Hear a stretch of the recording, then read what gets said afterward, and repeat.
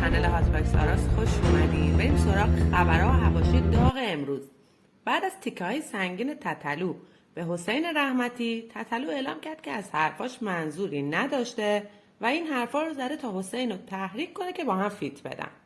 الان وقت پست استوری گذاشتن فقط نیست، فقط پست استوری میذارم. من مجبور میشم مردم بفرستم که یه چیز بگم که آقا یه دعوایی بشه، یه چیزی بشه که حسین بیاد رو کار.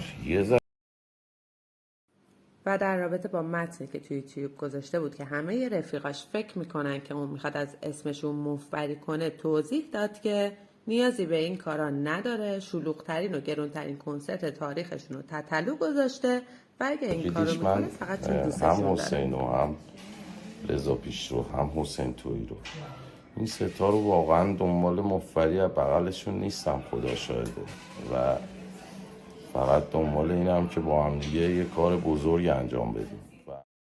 در رابطه با کنسرتش هم اعلام کرد که طبق نظرسنجی که با تتلیتیا داشته به این نتیجه رسیدن که برگزار شدن کنسرت بهتر از نشدنشه. کنسرت رو به هیچ وجه کنسل نکنیم، چون کنسل کردن کنسرت کمکی به وضعیت ایران نمیکنه. ممکنه برگزار کردنش کمکی بکنه.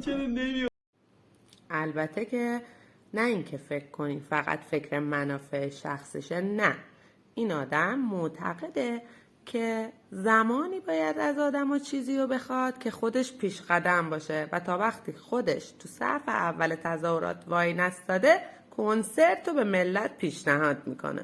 کنسرت با هوادارا بلیط میگیرن برمیگردن ایران و میریزیم تو خیابون، و زمانی من میگم بریزید تو خیابون که خودم اول از همه بتونم بیام، چون به غیر از این نمیتونم به کسی بگم. بعد از اون برنامه گذار تتلو یه پستی رو منتشر کرد که نشون میداد توی کنسرت یه مهمون ویژه هم هست و با توجه به اتفاقایی که افتاده بود تمام فکرها این بود که مهمون ویژه 100% خود حسینه.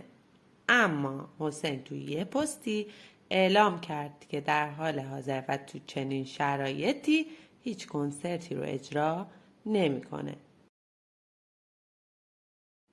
جدا از اون حتی پیشنهاد همکاری تو کار سیاسی تتلو رو رد کرده و نه تنها رد کرده، گویا بهش ایراد فنی هم گرفته.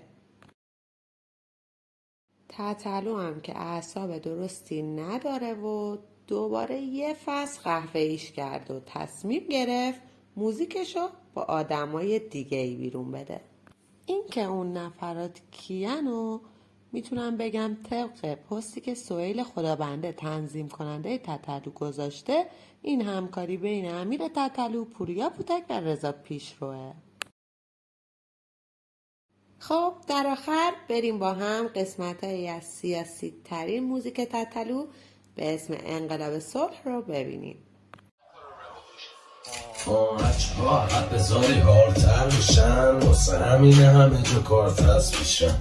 این جهنمه یادم داده هرچی باز زور میخوان باز درگیرشن. میکنم بنده کفشمو 1000 بار دوره کردم از شام و شفت. میرم بیرون مرگ زندگی را پشت میکنم جناب سربان و خفت. بازم مرسی که مثل همیشه تا آخر ویدیو با ما بودین. ممنون میشم که چنل ما رو سابسکرایب کنین، زنگوله رو حتما بزنین که ویدیوهای بعدی ما رو از دست ندین و لطفا با لایک و کامنتاتون بهمون انگیزه بدین.